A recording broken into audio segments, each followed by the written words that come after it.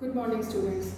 आज मैं class 5th को आवर इन्वायरमेंट का आगे पढ़ाने जा रही हूँ। लास्ट क्लास में मैंने जितना पढ़ाया था उसके आगे बढ़ेंगे। ये हमारा लेक्चर 2 है ईवीएस सब्जेक्ट का। आज जो हमारा टॉपिक है वो है interaction between human being, plants and animals. Last time मैंने आपको पढ़ाया था कि जो ह्यूमन बीइंग्स हैं, लिविंग थिंग्स हैं, वो डिपेंडेंट है किन पे, नॉन लिविंग थिंग्स पे भी और लिविंग थिंग्स पे भी। जैसे ह्यूमन बीइंग का जो फूड है वो कहाँ से आता है, प्लांट से भी आता है और एनिमल से भी आता है। तो ह्यूमन बीइंग किस पे डिपेंड हुए, प्लांट प्रोडक्ट्स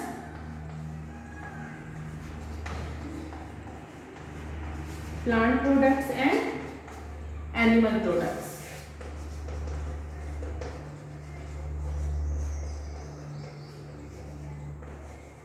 अब कैसे, प्लांट से हमें कौन कौन से फूड मिलते हैं, सीरियल, पल्सेस, वेजिटेबल्स, फ्रूट्स, ये सब हमें कहाँ से मिलते हैं, प्लांट से मिलते हैं।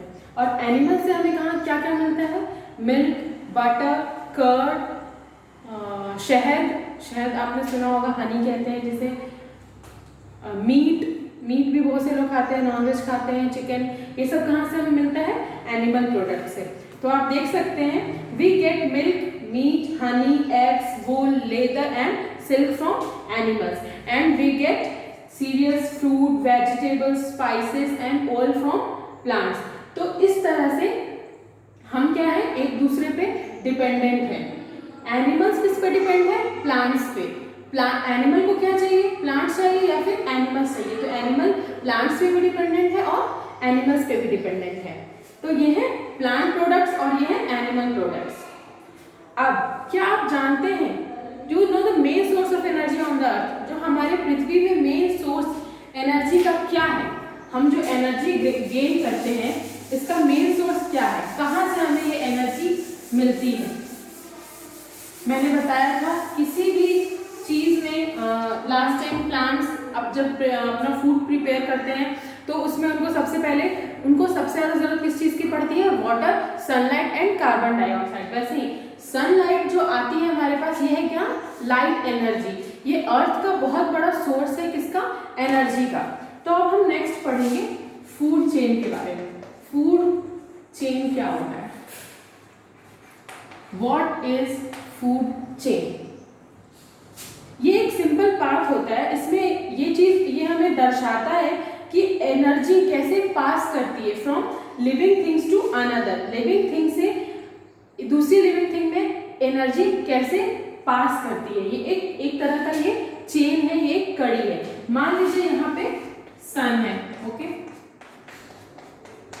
ये हुआ सन और ये हुआ प्लांट्स। प्लांट्स को ग्रो करने के लिए क्या चाहिए, सूर्य की रोशनी चाहिए। इसने क्या दिया, इसको एनर्जी दिया। अब प्लांट्स को कौन खाता है, एनिमल्स खाते हैं, हर्बीवोरस खाते हैं, हर्बीवोरस एनिमल खाते हैं ना। तो हर्बीवोरस एनिमल जैसे डियर, काउ, इसने क्या किया, प्लांट्स को खाया। तो प्लांट से इसे क्या मिला, एनर्जी मिला। तो प्लांट्स ने इसे क्या दिया, एनर्जी। ठीक है, हमें सबसे पहले एनर्जी कहाँ से मिला, सन से एनर्जी मिला प्लांट्स में। प्लांट्स ने किसे एनर्जी दिया, हर्बीवोरस एनिमल को। अब हर्बीवोरस एनिमल ने एनर्जी किसे दिया, कार्निवोरस एनिमल को। जैसे लायन, टाइगर, ये सब क्या डियर को खाते हैं ना।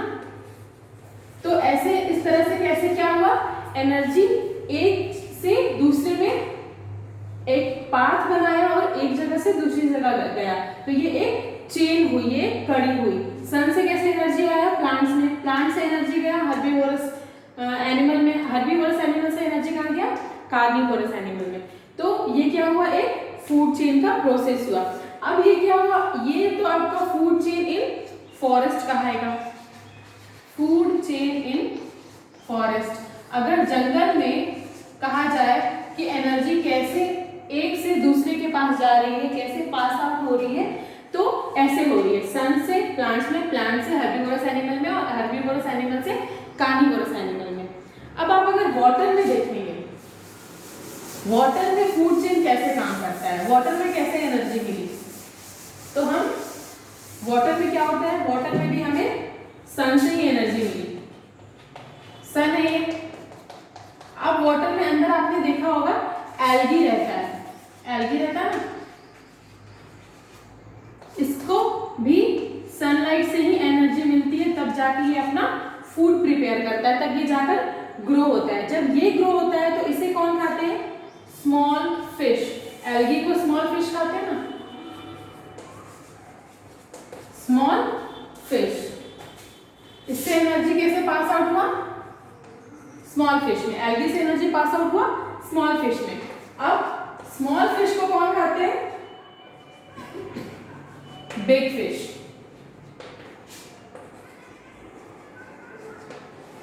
तो ये भी एक फूड चेन बना। फूड चेन कैसे बना, food chain in water, food chain in water. फिर से समझो, सन से एनर्जी कहाँ गया, एल्गी में, एल्गी से एनर्जी, एल्गी ने एनर्जी किसे दिया, स्मॉल फिश में, स्मॉल फिश से एनर्जी किसमें गया, बिग फिश में। आप उल्टा देख सकते हैं, सबसे बड़ी मछली किसे खाती है, किसे खाकर एनर्जी गेन करती है, स्मॉल फिश को। स्मॉल फिश किसे खाकर एनर्जी गेन करती है, एल्गी को। एल्गी कैसे ग्रो होता है, सनलाइट से। तो ये भी एक फूड चेन हुआ, फूड चेन इन वाटर। अब you should remember that a food chain always start with plants। Food chain हमेशा प्लांट से ही स्टार्ट होता है, इसीलिए प्लांट्स को प्रोड्यूसर भी कहते हैं। इसलिए प्लांट को क्या कहते हैं, प्रोड्यूसर भी कहते हैं, क्योंकि हर्बीवोरस क्या खाते हैं, प्लांट्स खाते हैं, और प्लांट से ही एनर्जी स्टार्ट होती है, प्लांट से ही फूड चेन हमेशा स्टार्ट होता है, इसलिए इसे कहते हैं प्रोड्यूसर। अब हर्बीवोरस को क्या कहते हैं, प्लांट्स को बोलते हैं प्रोड्यूसर,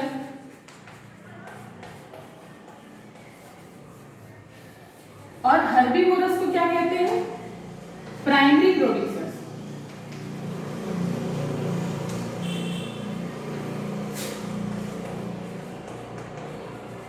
प्राइमरी मतलब पहला,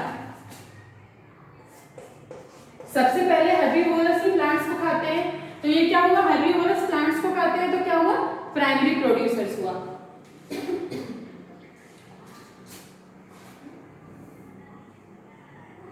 अब कार्निवोरस क्या करते हैं, हर्बीवोरस को खाते हैं।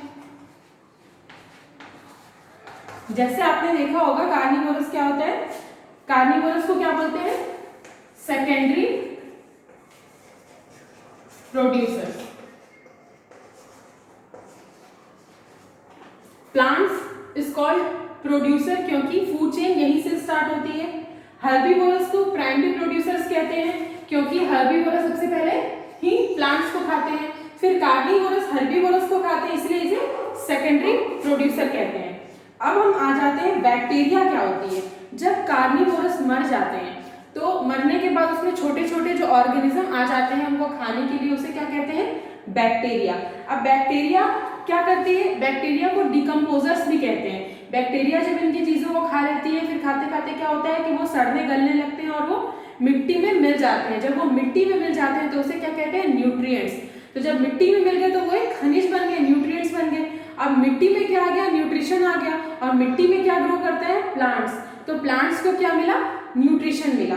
वैसे ही प्लांट फिर क्या करते हैं, अगेन अपने ग्रोथ के लिए ये न्यूट्रिशन लेते हैं, फिर सनलाइट से एनर्जी लेते हैं, फिर ये अपना खाना प्रिपेयर करते हैं, और ऐसे ही लाइफ की प्रोसेस इनकी चलती है, और फूड चेन की भी ऐसे ही प्रोसेस चलती है।